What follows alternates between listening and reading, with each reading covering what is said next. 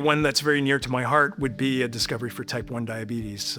We have a son who was diagnosed with type 1 diabetes at the age of 11 years. A difficult journey, a journey at the same time that's really brought the family together and made us stronger. But nonetheless, a difficult journey.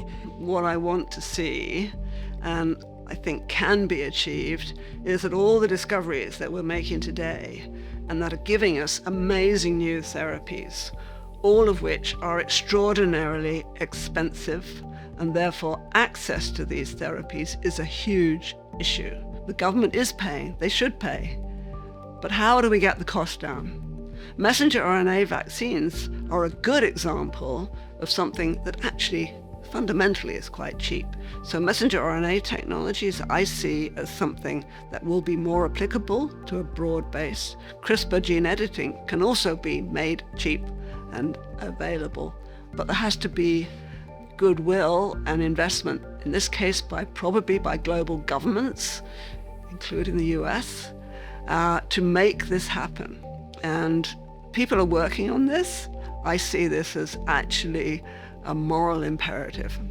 While there are many discoveries that I would love to see in my lifetime, if I had to pick one, it would probably be a vaccine or cure for neurodegenerative diseases like Alzheimer's or Parkinson's.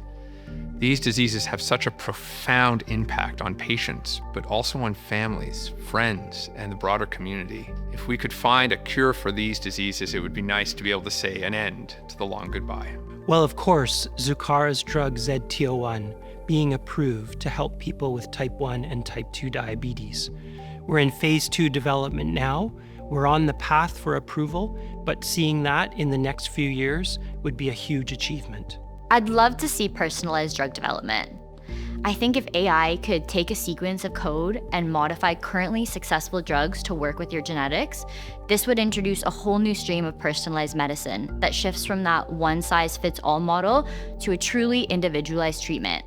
I think that this would be an opportunity to maximize effectiveness and minimize side effects, transforming the way that we approach healthcare.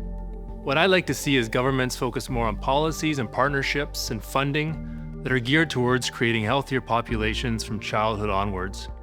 We're currently facing a chronic disease epidemic that's taking a massive toll on our populations, our health systems, and economies. And the answer is not simply more treatment and more innovation to solve the problem.